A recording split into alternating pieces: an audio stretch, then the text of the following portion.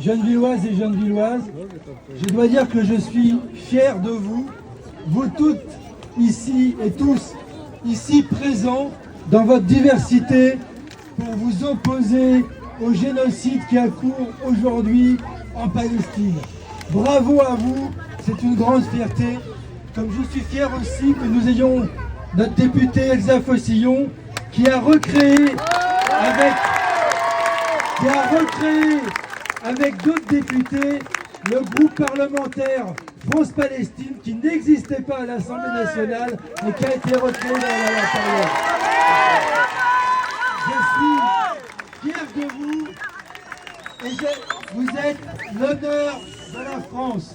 Parce que j'ai honte du gouvernement français. Ce gouvernement qui laisse assassiner. Ce gouvernement et ce président Macron qui laisse assassiner des Palestiniens partout, en Cisjordanie ainsi qu'à Gaza. J'ai honte de ce gouvernement français qui veut dissoudre la Jeune Garde, ce mouvement antifasciste, alors que les fascistes défilent à Paris le week-end dernier. Cette honte, nous ne devons pas laisser faire. J'ai aussi, au moment où des délégations d'élus français ont été interdits, notamment des élus de Gennevilliers, ont été interdits par Israël, cet État colon, de pouvoir aller en Palestine. Moi-même, je suis interdit depuis 2018.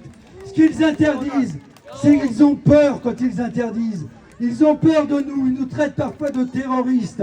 Mais comme je l'ai dit lors du meeting de soutien à Urgence Palestine, que ce gouvernement veut dissoudre, est-ce que j'ai l'air d'un Rambo? Est-ce que je peux être un danger pour un gouvernement surarmé? En fait, ce gouvernement d'extrême droite israélienne a peur d'une chose, c'est de l'amitié entre les peuples. Il a peur que j'aille voir mes amis qui m'ont accueilli pendant mon voyage de noces en Palestine. Il refuse que nous témoignions, il refuse que nous disions ce qu'ils font souffrir, il refuse que nous montrons toute les destructions.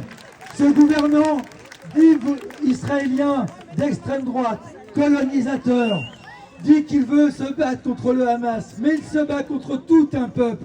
Il détruit Gaza, mais il détruit aussi les maisons de nos amis à Jérusalem-Est. Je pense à mon camarade Koutaïba, dont sa maison est détruite et dont le centre social que nous cofinançons avec plein de villes a été détruit par les colons israéliens.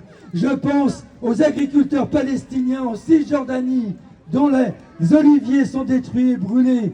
Je pense à ces Palestiniens qui sont dans des camps de réfugiés. Ceux qui à Balata m'ont accueilli, ceux qui à Jénine se battent, eh bien leur camp est détruit. Ce sont des bulldozers qui ne se battent pas contre des militaires, mais qui détruisent tout ce qui était en alimentation, en eau et en capacité pour bien vivre. Oui, c'est la honte. Ce gouvernement d'extrême droite israélienne devra le payer devant des tribunaux internationaux. Et vos manifestations, vos manifestations et votre présence, c'est aussi faire en sorte qu'un jour, on obtienne que les tribunaux internationaux fassent payer au gouvernement français sa complicité et à Netanyahou qu'il passe devant un tribunal international. Bravo à vous.